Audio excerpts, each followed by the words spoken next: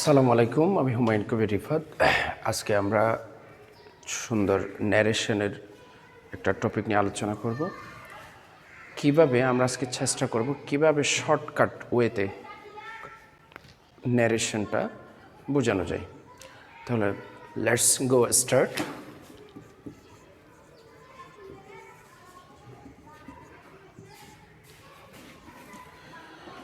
তাহলে আমরা খুব সহজ পদ্ধতিতে ন্যারেশনের একটা ওয়ে তৈরি করব। দেখা যাক, আমরা কয়েকটা কথা নিয়ে কথা বলছি, তার কয়েকটা কথা বলে রাখি। আমরা ন্যারেশনকে যেমনটা ভয় পাই, আজকে থেকে আমরা ভয়ের দিকটা কাটিয়ে তোলার চেষ্টা করব। আমরা কয়েকটি খুব শর্টকাট ওয়েতেই ন্যারেশন শেখার চেষ্টা করব। তাহলে মনোযোগ সহকারে দেখতে থাকুন। আমরা ন্যারেশন করতে গেলে বেসিক্যালি কয়েকটা জিনিসের প্রয়োজন, এগুলি একটু লেখার চেষ্টা করছি। ন্যারেশনের আমাদের কয়েকটা বিষয় খেয়াল রাখতে হবে। সেটা হচ্ছে, এক নাম্বার যদি আমরা দেখি রিপোর্টিং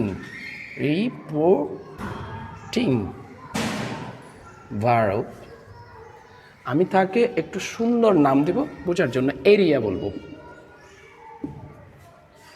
দ্বিতীয়ত আমাদের যে বিষয়টা মনে রাখতে হবে, রিপুটেড স্পিচ, রিপুটেড।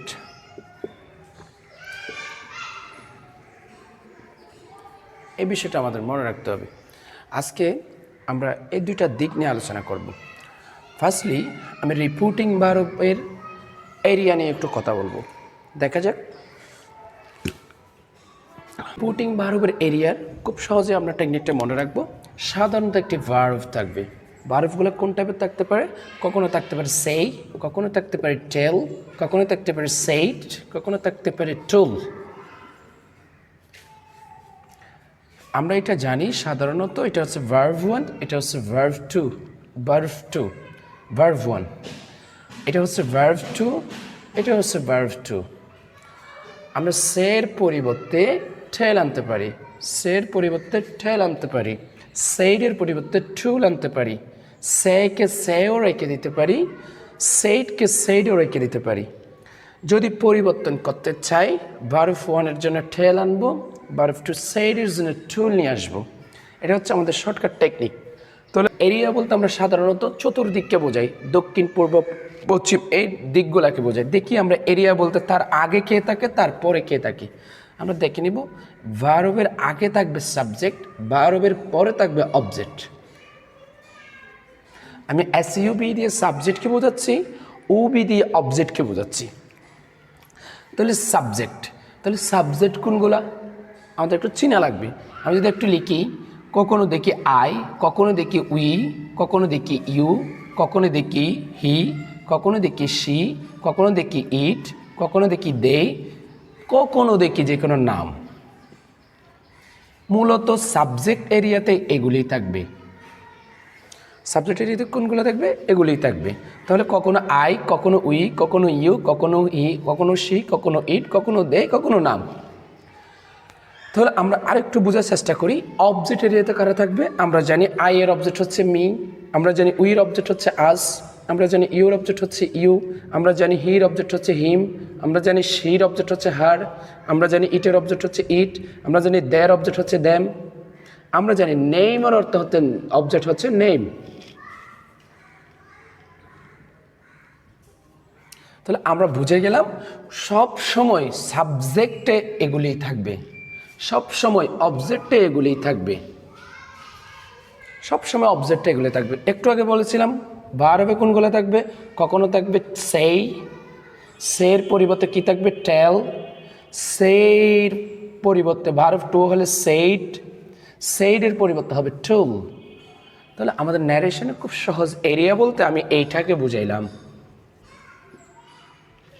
এরিয়া। তাহলে ভার্বের আগে থাকবে সাবজেক্ট, ভার্বের পরে থাকবে অবজেক্ট। সাবজেক্ট বলতে সাধারণত এগুলিই থাকবে, অবজেক্ট বলতে সাধারণত এগুলিই থাকবে। আমরা জানি তাদের মধ্যে একটা গ্রুপ আছে, তারা একই গ্রুপে।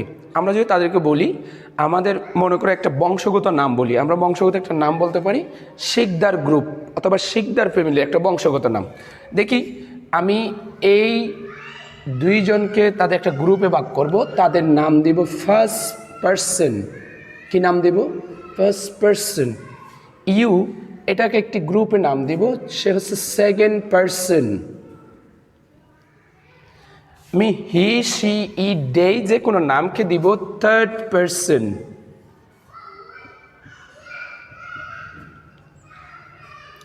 Third person. আই উইকে কি দিলাম? First person. ইউকে কি দিলাম? Second person. এই সবগুলোকে কি দিলাম? Third person. তাদের মধ্যে কখনো কখনো একজন হয়, কখনো কখনো বহুজন হয়। একজনকে দিব যে সিঙ্গুলার নাম্বার, বহুজনকে দিব যে প্লুরাল নাম্বার। ইউ সিঙ্গুলারও বোঝায়, প্লুরালও বোঝায়, তুমিও বোঝায়, তুইও বোঝায়, তোমরাও বোঝায়, তোমাদের বোঝায়। এই জন্য তাকে আমি সিঙ্গুলারও দিব, প্লুরালও দিব। হি একজন, শি একজন, ইট ইহা একজন, দে বহুজন, যে কোনো নাম নামি। হি একজন ছেলের ক্ষেত্রে, শি একজন মেয়ের ক্ষেত্রে, ইট একটি বস্তুর ক্ষেত্রে, দে তারা বহুজন প্লুরাল নাম্বার, নেম একজন বহুজন, নেমই নেমই থেকে যাবে। তাহলে দেখা যাক, আমরা গ্রুপ করে ফেললাম। আই উইকে এক group first person, UK second person, এইগুলিকে থার্ড পারসন। এটা বলতে পারি প্রথম গ্রুপ, এটা বলতে পারি দ্বিতীয় গ্রুপ, এটা বলতে পারি তৃতীয় গ্রুপ। আমরা ন্যারেশনের সুবিধার্থে ফার্স্ট গ্রুপের নাম দিব নতুন নাম, ফার্স্ট ম্যান। কি নাম দিব? First man. সেকেন্ড গ্রুপের নাম দিব ন্যারেশনের সুবিধার্থে সেকেন্ড ম্যান। থার্ড গ্রুপকে ন্যারেশনের সুবিধার্থে দিব থার্ড ম্যান।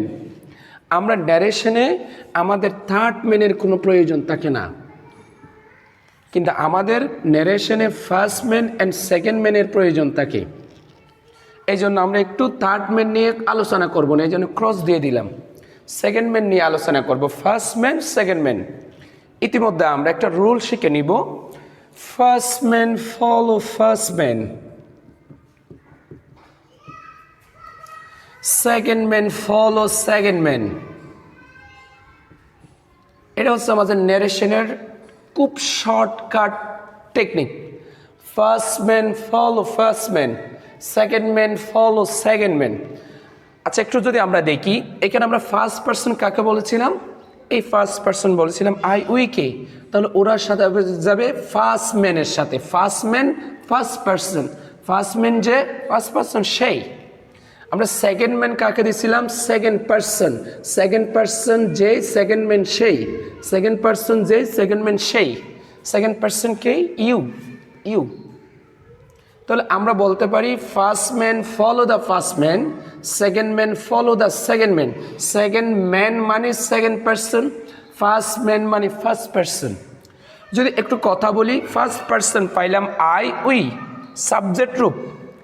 সেকেন্ড ম্যানের, ফার্স্ট ম্যানের অবজেক্ট রূপ, আই এর জন্য মি, উইর জন্য আস।